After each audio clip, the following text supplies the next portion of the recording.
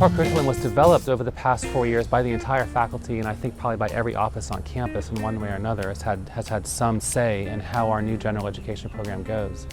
It began with what's called a strategic plan, which is an overall vision to think about where Flagler should be going over the next 5 to 10 years. And as part of that, it envisioned a reform of general education. So the original idea was just to make sure we had a core education program that had a narrative, had a point, had a theme, that was the fulfillment of a promise that we as a college say is part of our core identity. When you graduate, you will be a Flagler graduate, and that means this: citizenship with integrity, thoughtful stewardship, respectful and inclusive community, and transformative learning. And it's really that last one that kind of sums all this up. We're hoping to provide a transformative experience for our students. In a course system, the faculty design courses specifically for the general education program that are not also part of other majors and are not introductions to majors, but are instead intended specifically to fulfill this promise, the promise to make our students into well-rounded, rich, self-thinking, think-for-yourself individuals.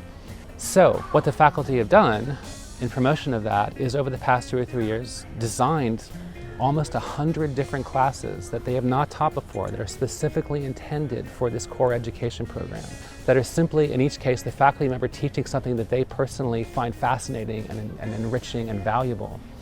One benefit of this is students coming in right away are not taking a class with a professor who kind of has to teach a 101 class, even though that's not really what they want to teach. Instead, they're teaching classes like Dance, the Mirror of Society, or Science of Pandemics. So you don't have to wait till your 3rd or 4th year before you're taking a class with a professor who really wants to be teaching that specific class. I was incredibly excited to take what I am passionate about, which is devised theater and social justice, and make a class from it. The basic premise of the class is to get a group of people together, many of whom have never seen theater, let alone made theater before, and by the end of the 15 weeks, we've created something together, right, on our feet, collaboratively, that is rooted in a social justice issue of importance to the group. It's taught me a lot about how we have to take action, even if it's in, say, the ways you can. So whatever my future career may be, I can use it to take action in social justice ways and not just post on social media. I expected a lot of writing and learning and watching theater that had to do with social justice, which we obviously, the class does include that, but before this, theater was kind of boring to me. I've seen a lot of theater. Students will walk out of the class feeling like their collaborative skills are, have grown, their creativity, which is the skill that we are meant to be cultivating, has blossomed, that they've made friends, so that they've perhaps had some hard moments in the class, right? Social justice is not easy, but that they feel fulfilled from the entire experience. But now I look for the deeper meaning and the things that are behind theater, not as much just for the entertainment purposes. No matter which of the 100 titles you're taking, sort of under the surface, they are conveying one of 9 skills. College graduates are often very skilled in a specific, very narrow definition of their majors, but don't have these broader skills that employers very much say that are in demand.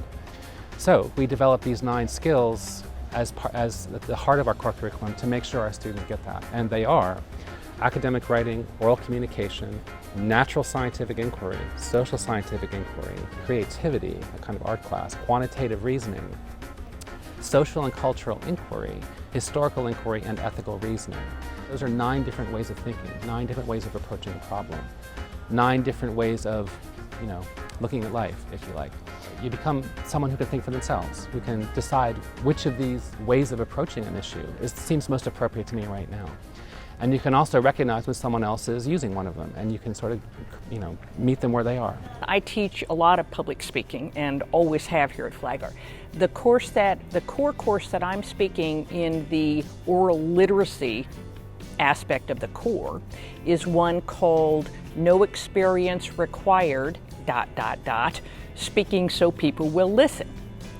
And the focus, which is different than previous public speaking courses, is really on St. Augustine.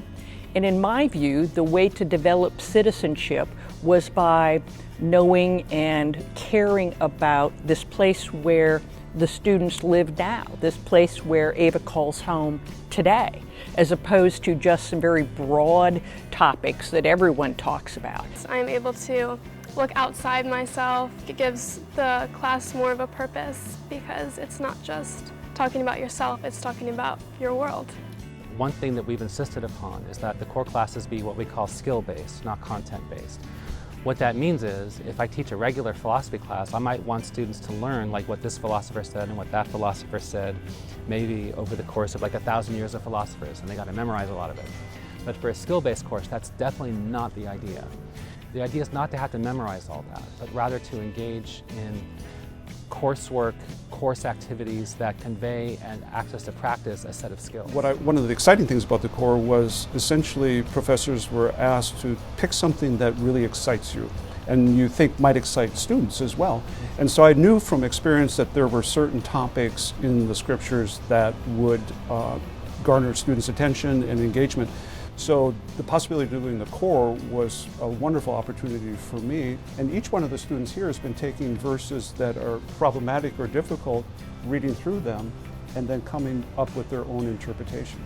And what I'm very, very happy about, actually quite proud, is that people are able to take a scripture in their interpretation paper and go into their world in front of the text. In other words, who am I? Why did I choose this? Then they look at what scholars say, and then they come back and they give their new interpretation, which doesn't betray their personal view, but also is then supplemented by scholarly insight. My perspective was from a really one side. So with this class, you help me to look it from the other side too, and compare and have some more new opinions by myself. So when they come out of that, they're now people that are ready to embrace their own view, but they know that they have scholarly support and they're just not spouting opinions without any basis. The core can be a way for Flagler to enact its identity as a school. It's a way for us to show what makes us unique, what makes us special, and to do it not just with words on a page, but with an entire experience for the students that takes the first half of their college lives and shows this is what it means to be at Flagler. This is the promise we're making to you. This set of skills, this set of values fulfilled in this, with this wide variety of passions and interests from our faculty, shows that what matters to us in life is not separate from what matters to us as educators. And by engaging with that, we hope that our students will become lifelong learners, to see that passion and education can be really the same thing. And the fulfillment of that promise is, I think, a key part of the Flagler identity. And I hope that we can use the core program as a way of communicating and articulating the heart of Flagler College itself.